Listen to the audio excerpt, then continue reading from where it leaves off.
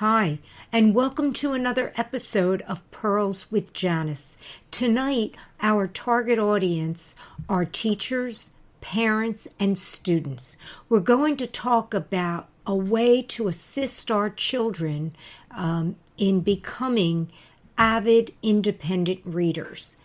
I want to begin by showing you an article that I found in the New York Times where they report on a study, and I'm going to get us right to that, where they report on a study that finds that reading to children of all ages grooms them to read more on their own. Now, this was written by Motoko Rich, January 8th, New York Times edition, 2015.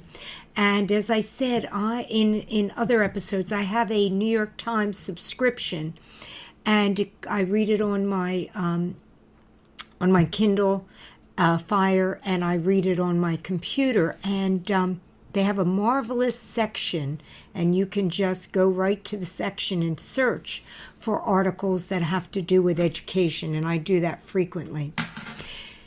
This topic, or this title, that a study found that if you read to children of all ages, that it will be the impetus for them to want to read on their own, that's not new news. We educators have been saying that. Am I right, teachers and administrators? We've been saying that to parents for many, many years. What we know is that family time of mom or dad sitting close, reading either a poetry, nursery rhymes, or a chapter book in later life brings about, number one, it helps with the development of comprehension, of vocabulary development, of fluency development, as well as the love of reading, because there's so many positive feelings that come from being with mom or dad in such a positive situation.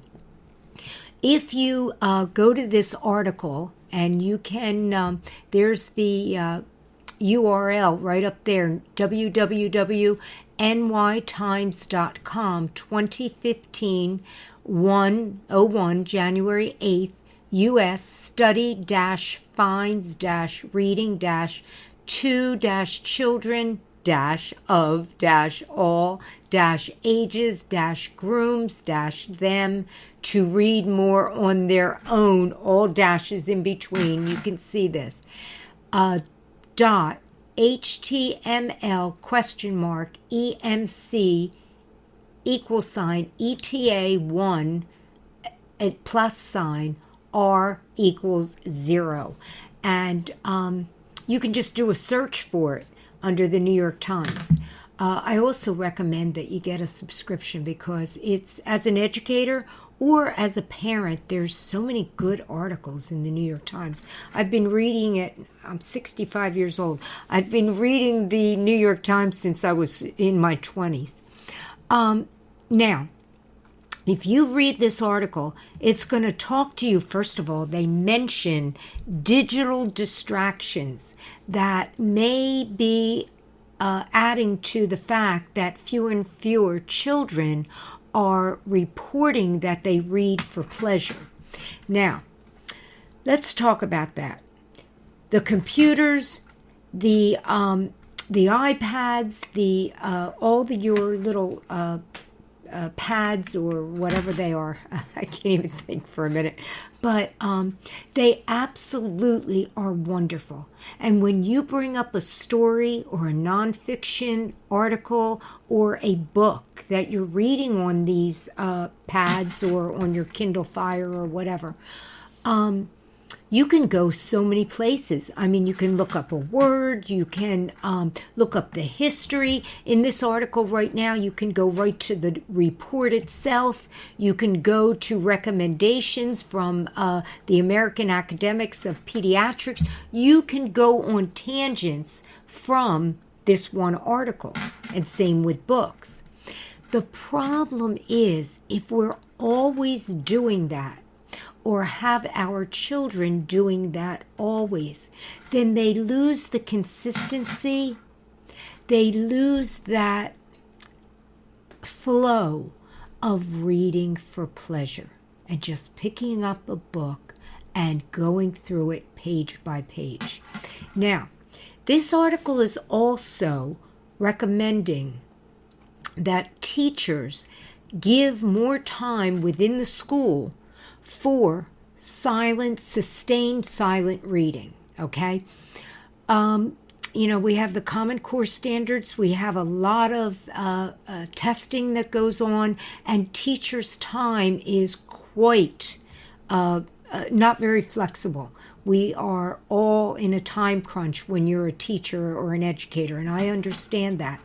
However, there is a way to include and infuse sustained silent reading in with the Common Core.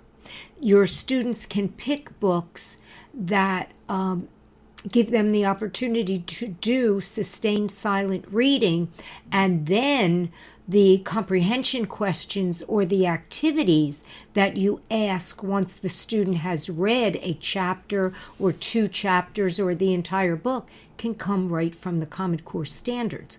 So it can dovetail and it can work, and every day you can work in 20 or 30, depending on the age of the student, or maybe even 40 minutes a day in high school of students actually reading and comprehending. Now, the next point, and parents, you need to be able to understand this as well. You cannot just take your child to a library and expect the child to pick any book off that shelf and then be able to do independent reading of that book. There are 3 reading levels that each student has. And what you would do is ask your teacher to please be sure to report to you what your students' reading levels are. Teachers are doing frequently individual reading assessments, IRAs, individualized reading assessments. What they are coming up with are 3 scores or levels for your child. One is an independent reading level. That is the level where your child can pick up a book and read through the first 100 words and maybe only come up to 1 word that he or she is unable to decode, or his or her sight vocabulary hasn't covered that word as yet. The student should be able to, in an independent level book, read it and comprehend it well. Fluency should be good, and that would be the right level of book for a student to read at home. Okay? A book that is on the student's independent reading level. Okay?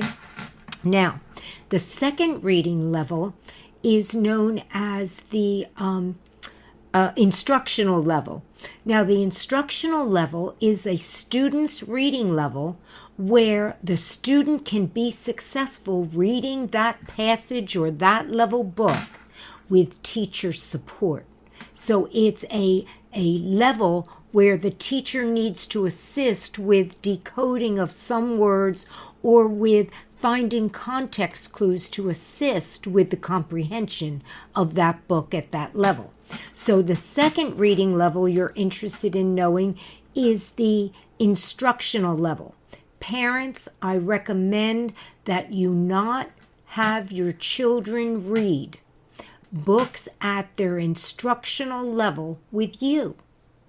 Books at the child's instructional level should be read with a certified teacher, okay? Because otherwise you can cause frustration and then it will turn your child off from reading. So you're going to stick to the books that are at your child's independent reading level. And the beauty today is that books are leveled. You go into a library and you ask the librarian, where are the books that are at X, Y, or Z level? Okay? And your teacher will give you that information. Your classroom libraries probably have plenty of books that are leveled, and that means that the reading level is identified on the book. Your school libraries also. Now, the third reading level that the teacher can identify from these individualized reading inventories or assessments that they give is known as the frustration reading level. That is a reading level of a book that is too hard for your child at this time. It doesn't mean your child will not eventually get there, but the books that should be read at home should be at the independent reading level. The teacher will be teaching your child at the instructional level, which is a little higher than the independent reading level. And a book that's at the frustration level, we're going to leave until your child masters some more sight vocabulary, more decoding skills, and better fluency, which all leads to better comprehension. Okay? So, what I'd like you to leave, my pearl for today, is read to your children. Find a book, a chapter book, a nonfiction book about something or someone that your children are interested in. Every night, read 20 minutes together, 15 minutes together.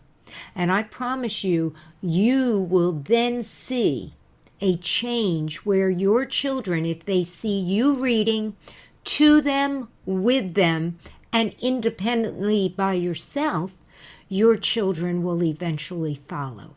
Okay? Nothing wrong with iPads, nothing wrong with reading from those electric e-devices. There's nothing wrong with that. But it cannot be the only way that our children learn to read or read. So many times I have on my Kindle a book. Right now I'm reading Killing Kennedy, and I have it on my Kindle, and I have it in a hardbound book that I bought also. So sometimes I want to read a book that I can hold in my hand, and sometimes I want to read it from my ebook. So your children are no different.